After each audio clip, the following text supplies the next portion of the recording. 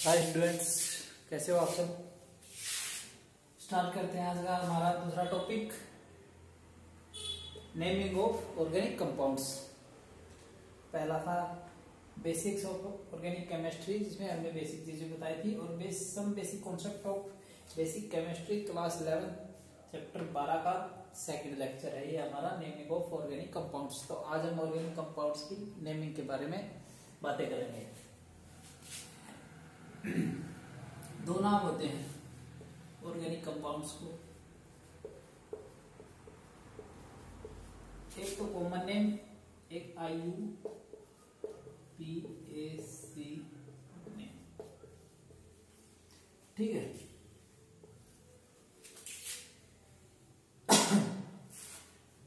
Starting में early stage थी उस टाइम, जो भी कोई ऑर्गेनिक कंपाउंड जिस सोर्स से ऑब्टेन हो रहा था उसी के बेस पे उसका नाम रख देते थे।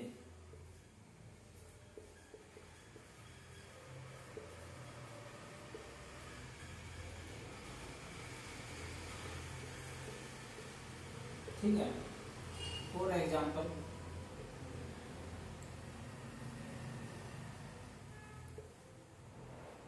Urea, urine of mammals,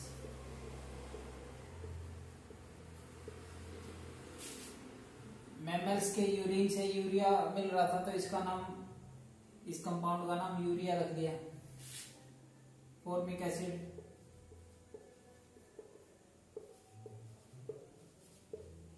radiant, इसको लैटिन भाषा में बोलते हैं फर्मिकस।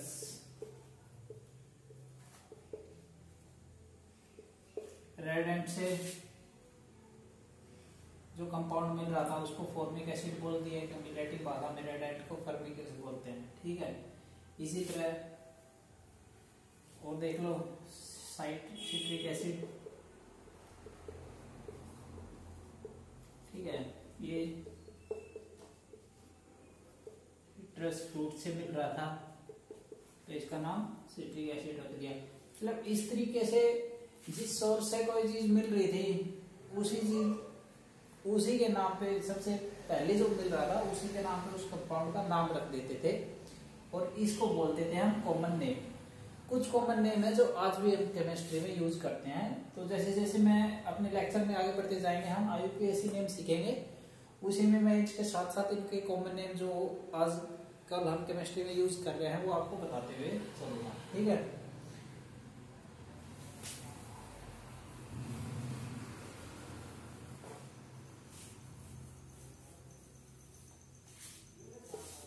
नाइनटीन्थ सेंचुरी के अर्ली में क्या हुआ, सॉरी अर्ली में एंड था,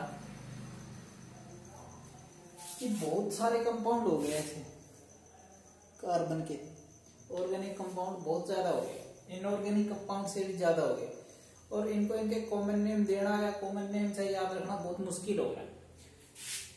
तो international union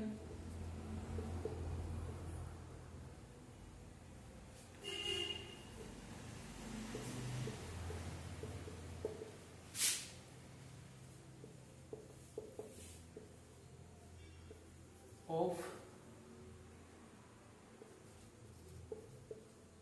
pure and applied chemistry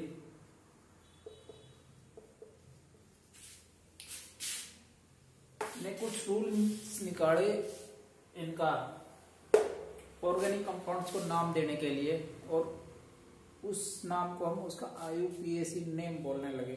ठीक है। और इसके क्या रूल्स हैं, कैसे इसका नाम रखा जाता है, कोई कंपाउंड मिलता है तो उस किस बेस पे रखते हैं, तो उसके बारे में हम बात करते हैं IUPAC नेम की। ठीक है।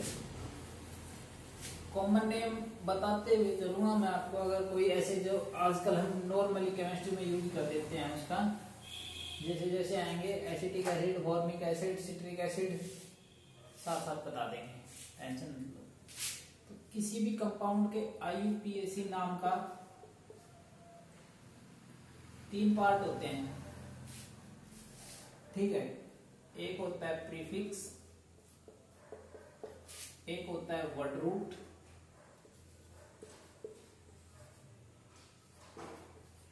और एक होता है सुफिक्स, ठीक है। प्रीफिक्स फिर 2 पार्ट में डिवाइड होता है, एक होता है प्राइमरी और एक होता है सेकेंडरी। Secondary prefix. सुफिक्स भी 2 पार्ट में होता है, एक प्राइमरी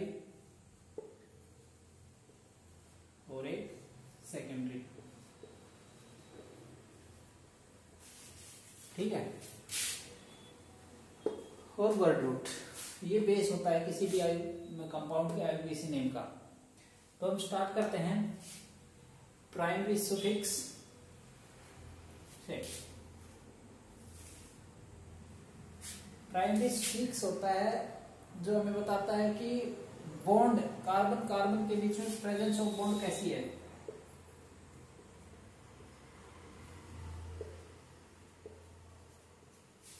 ये हमें बताता है प्रेजेंस ऑफ बॉन्ड, ठीक है। कैसे? अगर कार्बन कार्बन के बीच में सिंगल बॉन्ड है, कार्बन कार्बन के बीच में, तो हम उसको बोल देते हैं एल, ओके। अगर कार्बन कार्बन के बीच में डबल बॉन्ड है तो हम उसको बोल देते हैं इन। और अगर कार्बन कार्बन के बीच में ट्रिपल बॉन्ड है तो हम बोल देते हैं ये। कैसे? ये वर्ड रूट के साथ ऐड होते हैं सुफिक्स। अब बात करते हैं वर्ड रूट की। मैंने आपको सेकेंडरी सुफिक्स नहीं बताया है, प्राइमरी और सेकेंडरी प्रीफिक्स नहीं बताया। तो हम बात करते हैं वर्ड रूट से, स्टार्ट करते हैं। सुफिक्स, प्राइमरी सुफिक्स का तो पता चल गया ना, तो वर्ड रूट से स्टार्ट करते हैं हम।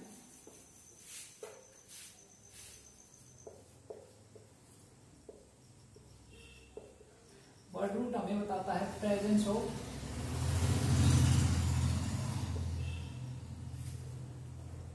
कार्बन, कि इस कंपाउंड में कार्बन कितने प्रेजेंस है।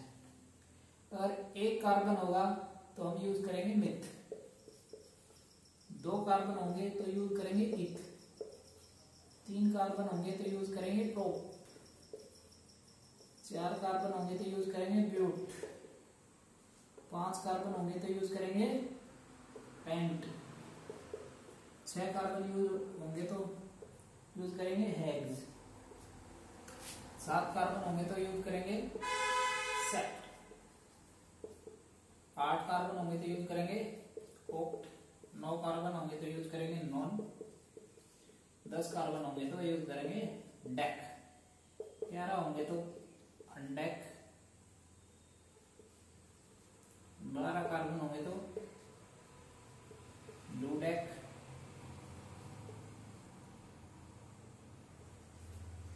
ऐसे चलता जाएगा ये। 13 कार्बन होंगे तो क्या यूज करोगे? ट्राइडेक, 14 टेट्राडेक, 15 पेंटाडेक, 16 हेक्साडेक, 17 सेप्टाडेक, 18 ऑक्टाडेक, ठीक है। ऐसे चलता जाएगा। और 20 को क्या बोलते हैं हम? 20 कार्बन होंगे तो आइकोस। मैक्सिमम यहाँ तक हमारा काम हो जाता है, बाकी जाने की जरूरत नहीं पड़ती है आपको। यहाँ तक याद कर लो बहुत है, बाकी 20 तक तो हो ही जाएगा। ट्राइडेक, टेट्राडेक, पेंटाडेक, हेक्साडेक, सेप्टाडेक, ऑक्टाडेक, नॉनडेक और 20 को आइकोस। ठीक, किससे ऐसे स्टार्ट हो जाता है? आइकोस, फिर अनकोस, फिर डूकोस, फिर ट्रिकोस, फिर टेट्राकोस। जैसे देखो एग्जांपल देता हूं, ये कार्बन कार्बन है, ठीक है। कार्बन की वैलेंसी कितनी होती है? 4, टेट्रा वैलेंसी होती है। तो इसके साथ कितने हाइड्रोजन जुड़े होंगे? यहाँ पे 1 2, खुद एज्यूम कर लेना ऑर्गेनिक केमिस्ट्री में, जहाँ पे कार्बन की वैलेंसी पूरी करने के लिए और कोई नहीं है तो हाइड्रोजन उसके साथ जुड़े होते हैं। ठीक है, यहाँ पे भी कितने जुड़ेंगे, 1 2 3। तो कार्बन, कितने कार्बन इस कंपाउंड का नाम देंगे हम, तो क्या देखेंगे, प्रेजेंस ऑफ कार्बन। तो वर्ड रूट के हिसाब से इसमें 2 कार्बन है, 2 कार्बन के लिए क्या यूज करेंगे, इथ, और सिंगल बॉन्ड है,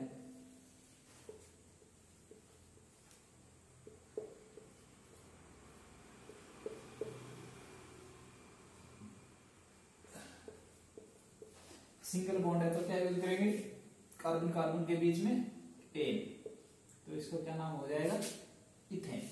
ठीक है, नाम लो।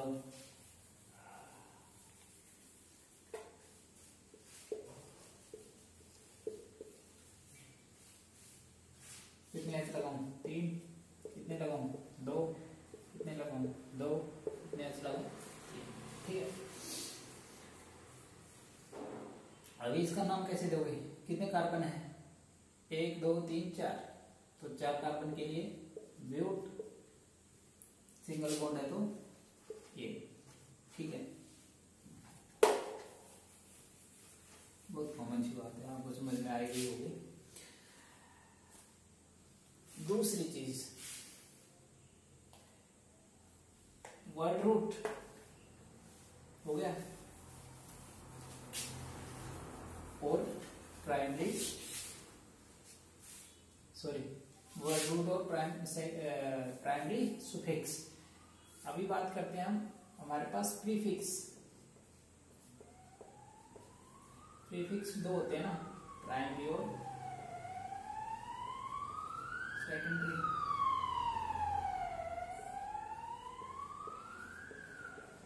ठीक है, तो प्राइमरी जो सुफिक्स होता है वो हमें किसी भी कंपाउंड में साइक्लो चेन के बारे में बताता है, कि जैसे कार्बन कार्बन है वो ऐसे ऐसे ऐसे ऐसे चेन में जुड़े हैं, या ऐसे स्ट्रेट चेन में है। ठीक है, अगर साइकिल में जुड़े हुए हैं तो उसके सामने हमें प्राइमरी प्रीफिक्स का यूज करना पड़ेगा। साइकिल में है तो साइक्लो, बाईसाइक्लो, टेट्रासाइक्लो या स्पायरो, ठीक है, ये यूज होते हैं। और स्ट्रेट चेन में है तो इनका कोई यूज नहीं होता। स्ट्रेट चेन में अगर हमारे कार्बन कंपाउंड है, ऑर्गेनिक कंपाउंड, तो प्राइमरी सुफिक्स का यूज नहीं करते। अभी बात करते हैं सेकेंडरी सुफिक्स की।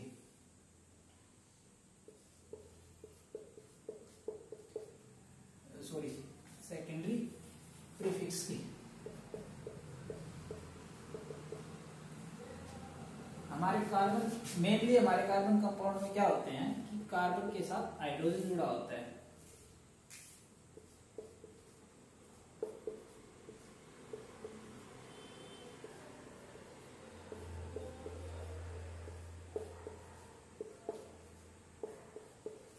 ठीक है, लेकिन मैंने आपको स्टार्टिंग में बताया था कि हाइड्रोजन को रिप्लेस करके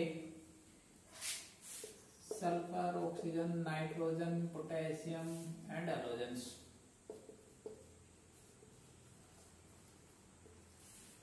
आ जाते हैं ऑर्गेनिक कंपाउंड्स में हमारे साथ।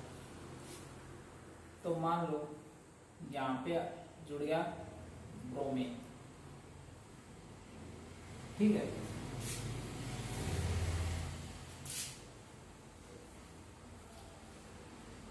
तो जो हाइड्रोजन को रिप्लेस करने के बाद ये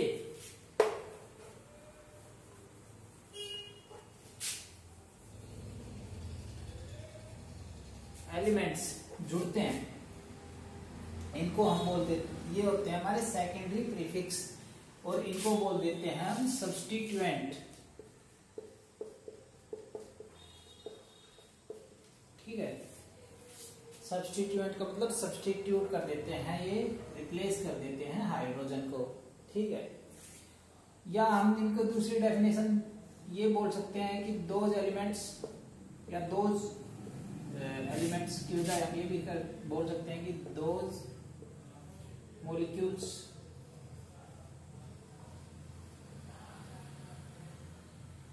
which not involved in main chain, जो हमारी मेन चेन में नहीं होते उनको हम सब्स्टिट्यूएंट बोल देते हैं, और वो होते हैं सेकेंडरी प्रीफिक्स। बताते हैं हमें किसी भी ऑर्गेनिक कंपाउंड का सेकेंडरी प्रीफिक्स को हम बताते हैं सब्स्टिट्यूट्स। और कुछ सब्स्टिट्यूट होते हैं उनके नाम लिख लो आप।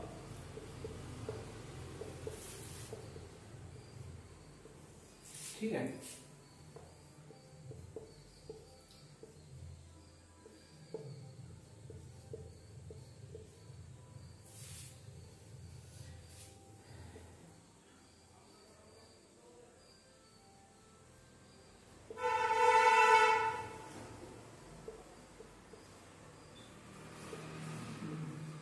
अगर हाइड्रोजन को रिप्लेस करके ब्रोमीन आ गया तो हम उसको बोल देते हैं ब्रोमो। ठीक है, आयोडीन आ गया तो बोल देते हैं आयोडो, फ्लोरीन आ गया तो बोल देते हैं फ्लोरो। ठीक है, क्लोरीन आ गया तो बोल देते हैं क्लोरो। ये नाइट्रो, नाइट्रोजन आ गया तो ऑक्सीजन के साथ इसको बोल देते हैं नाइट्रो, और इसको बोलते हैं नाइट्रोसो। ओके, और ये होते हैं CH3 मिथाइल, C2H5 इथाइल। ठीक है, इथाइल प्रोपाइल भी पढ़ते हैं, C2H7 प्रोपाइल। ठीक है, ऐसे। तो ये होते हैं सब्स्टिट्यूएंट्स जो हमारे H को रिप्लेस करके उसकी जगह खुद आ जाते हैं और मेन अपने ऑर्गेनिक कंपाउंड में जुड़ जाते हैं। तो अब नेमिंग कैसे होती है इनकी? कार्बन कार्बन और कार्बन। यहाँ पे मान लो आ गया हमारे पास ये CH3। ठीक है,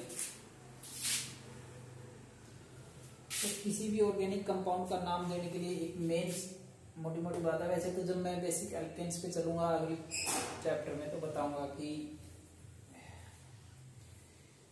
लॉन्गेस्ट चेन ढूंढनी पड़ती है। ठीक है, फिर उसको नंबरिंग देनी पड़ती है। तो ये सिंपल सी बात याद रखो, सबसे पहले हमें किसी भी ऑर्गेनिक कंपाउंड का नाम देने के लिए अपनी लॉन्गेस्ट चेन ढूंढनी पड़ती है।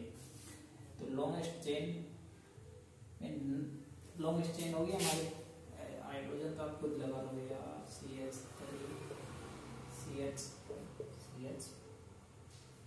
ठीक है, अभी लॉन्गेस्ट चेन देखो, अगर हम ऐसे देखते हैं 1 2 3 कार्बन की चेन है, ऐसे देखते हैं 1 2 3 कार्बन की चेन है, तो हमारी लॉन्गेस्ट चेन हम ये मान लें। दूसरा काम है हमारा इसकी नंबरिंग करना। अभी ये पॉइंट बताना चाह रहा था मैं आपको, इसकी नंबरिंग कहाँ से करें? ऐसे 1 2 3, जैसे 1 2 3।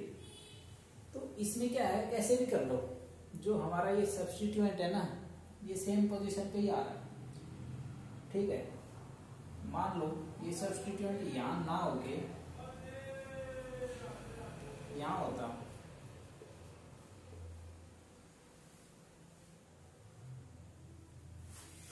तो फिर ये सब्स्टिट्यूएंट इंक्लूड नहीं होता, फिर ये हमारी तो चेन ही बन जाती। ठीक है, और हम इसको नॉर्मल नाम ही दे देते इसका, 4 कार्बन है तो 0,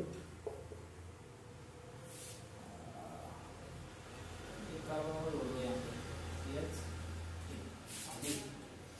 अभी ये हमारी मेन चेन से बाहर हो गया, अभी ये काम कर रहा है सब्स्टिट्यूएंट का। ठीक है, जो हमारी मेन चेन से अलग है उनको हम बोलते हैं substituent, not involve in main chain. तो अभी इसकी नंबरिंग कैसे करोगे आप? यहाँ से करोगे तो इस 1 2 3 और 4, इसको कितना नंबर दे रहा है? 4। अगर यहाँ से नंबरिंग करें 1 2 3 4, तो यहाँ इसको नंबर मिल रहा है 3। तो नंबरिंग हमेशा उस साइड से करनी है जिस साइड से सब्स्टिट्यूएंट को सबसे कम नंबर मिले, लोवेस्ट नंबर पे इसकी पोजीशन आ जाए। तो यहाँ से करने ठीक रहेगा, यहाँ से 2 पे आएगी और यहाँ से 3 पे, तो किस साइड से करें? ये वाली नंबरिंग। ठीक है, अभी इसका नाम कैसे करेंगे? प्रीफिक्स है, प्रीफिक्स है तो मतलब पहले आएगा वर्ड रूट से, वर्ड रूट से पहले आएगा तो ये कितने नंबर पे है, इसकी नंबरिंग करो 2। क्या है इसका नाम, मिथाइल। ओके, और कार्बन कितने हैं, मेन चेन, मेन चेन वाले कार्बन गिनने, इस कार्बन को नहीं गिनना, मेन चेन वाले कार्बन गिनने हैं 1 2 3 4, 4 है तो व्योम, और सिंगल बॉन्ड है सभी के बीच में तो एक। बात क्लियर। एक बार स्क्रीनशॉट ले लो इसका सब्स्टिट्यूट वगैरह का, फिर मैं इसको पूरे को क्लीन करके एक दो और अच्छा एग्जांपल करवा देता हूँ।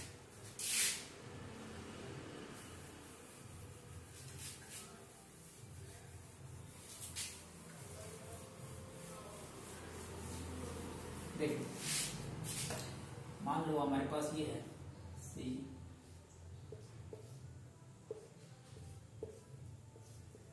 ठीक है, ये कार्बन कार्बन के बीच में डबल बॉन्ड है, और यहाँ पे हमारे पास जुड़ा हुआ है Br, ठीक है। तो अभी H भी लगाऊं क्या, H तो खुद ही लगा दो यार आप, CH H H और H, ठीक है। अभी लॉन्गेस्ट चेन देखो, लॉन्गेस्ट चेन तो यही हमारे पास, कोई ज्यादा दिक्कत नहीं बात है। दूसरी चीज ये है कि अभी इसकी नंबरिंग कहाँ से करें, ठीक है।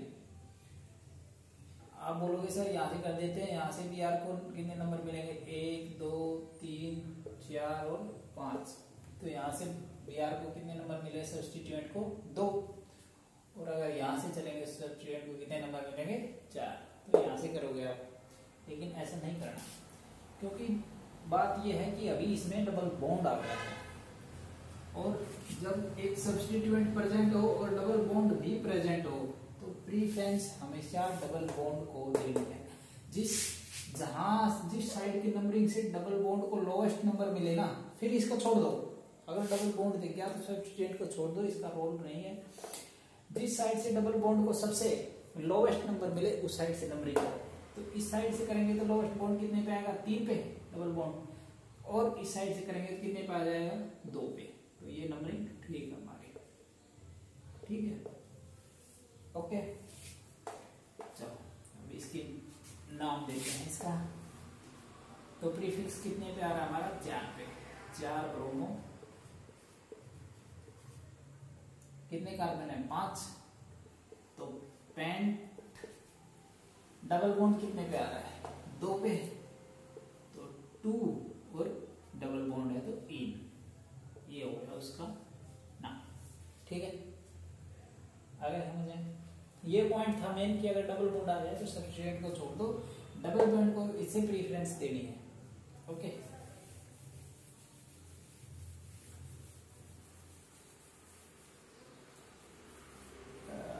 और सब्स्टिट्यूएंट करवा देता हूं,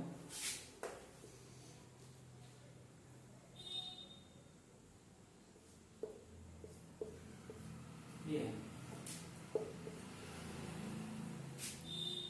यहाँ पे हमारे पास जुड़ा हुआ है ब्रोमो, और यहाँ पे जुड़ा हुआ है क्लोरीन। तो अभी आप बोलोगे सर इसकी नंबरिंग किस साइड से की जाए, ठीक है, इस साइड से करोगे 1 2 3 4, तो इस सब्स्टिट्यूएंट को 2 नंबर मिल रहे हैं और इसको 3 मिल रहे हैं। अगर इस साइड से करोगे तो इस सब्स्टिट्यूएंट को क्लोरीन को 2 मिल रहे हैं और ब्रोमीन को 3, तो किस साइड से करें, दोनों में इक्वली है ये तो बोलोगे सर इस साइड से कर लो, बात बराबर ही आ रही है, नहीं ऐसा नहीं करना। अब नंबरिंग उस साइड से करनी है जो सब्स्टिट्यूएंट का नाम अल्फाबेटिकली पहले आ रहा है, ठीक है। तो अल्फाबेटिकली बी पहले आता है सी से, तो नंबरिंग इस साइड से करो, 1 2 3 4। अब इसका नाम लिख दो, 2 bromo, 3 chloro,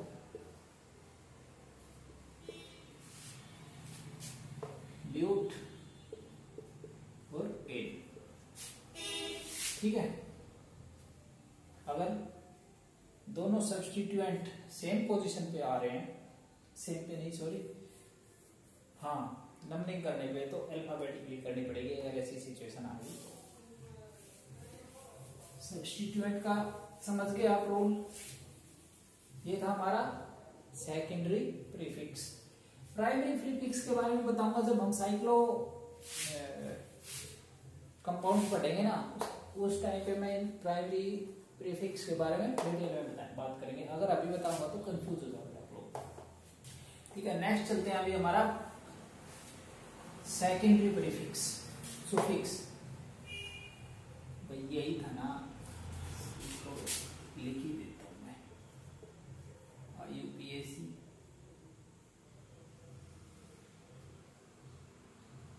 prefix word root और सुफिक्स। ठीक है, इसके दो थे, प्राइमरी और सेकेंडरी।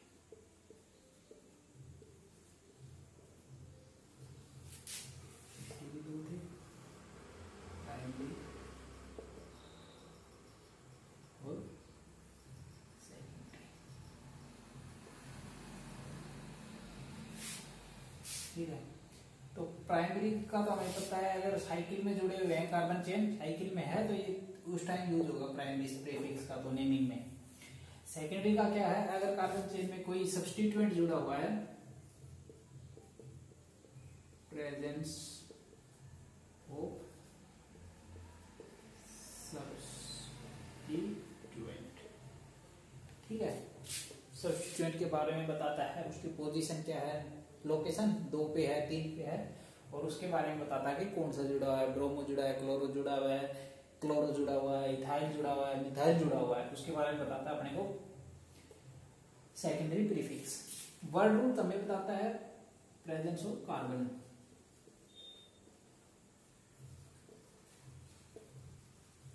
ठीक है, कि कितने कार्बन है, एक अगर मिथ है तो 1 कार्बन है, ईथ है तो 2 कार्बन है, प्रोप है तो 3, ब्यूट है तो 4, पेंट है तो 5 कार्बन प्रेजेंट है हमारे कंपाउंड में। Okay, primary suffix. Primary suffix हमें बताता है प्रेजेंस ऑफ बॉन्ड, कि कार्बन कार्बन के बीच में कंपाउंड में बॉन्ड कैसे हैं। ठीक है, अगर सिंगल बॉन्ड है तो ए, डबल बॉन्ड है तो ई, ट्रिपल बॉन्ड है तो वाई एन ये। ठीक है, कितने नंबर पे बॉन्ड के भी नंबर एक बताता है कि अभी हमने किया ना ब्यूट 2 इन, तो अपने को बॉन्ड के बारे में बताता है कि कौन सा बॉन्ड प्रेजेंस है और कितने नंबर पे प्रेजेंस है। ठीक है, अगर एक प्रेजेंट है तो उसमें सिंगल बॉन्ड है, अगर डबल बॉन्ड प्रेजेंट है तो मान लो ये बता रहा है अपने को कि भाई 2 पे प्रेजेंट है, इन बाकी सारे सिंगल बॉन्ड है, तो हमें बताता है suffix presence of bond, primary suffix. Secondary suffix पे आते हैं अभी। सेकेंडरी सुफिक्स है जो अपने को फंक्शनल ग्रुप होता है।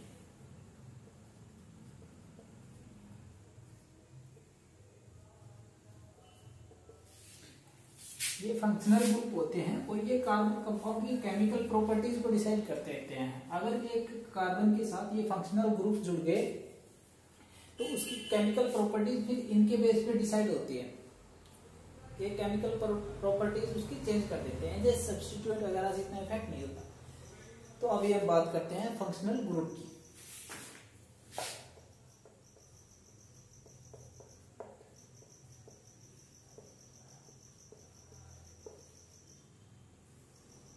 ठीक है, हमारे पास फंक्शनल ग्रुप होते क्या है और उनका कैसे नाम लिख देते हैं वो देख लो। अल्कोहल, ठीक है, इसके लिए OH जुड़ा होता है कंपाउंड में, और कंपाउंड की नेमिंग में इसके लिए यूज होता है OL। ओके, दूसरा है एल्डिहाइड।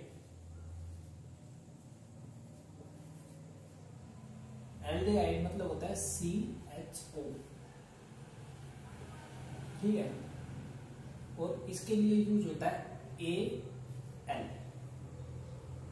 नेक्स्ट है कीटोन, ये होता है CO, और इसके लिए यूज होता है ONE। चौथा है कार्बोक्सिलिक एसिड,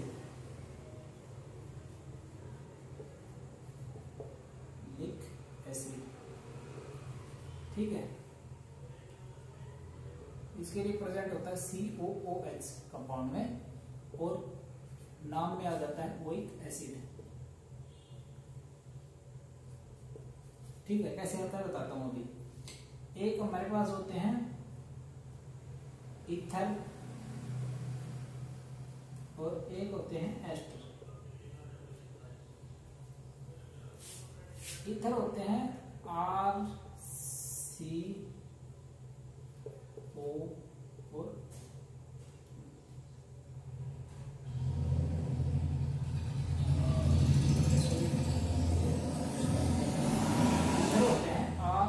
ROR, और ये होते हैं एस्टर होते हैं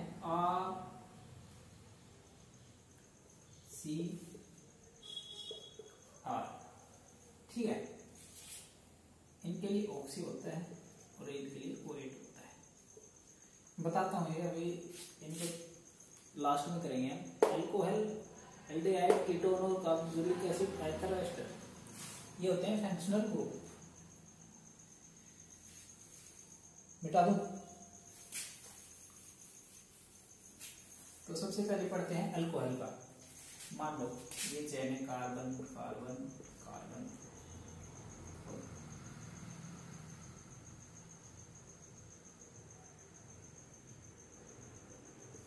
ठीक है, यहां पे जुड़ा हुआ है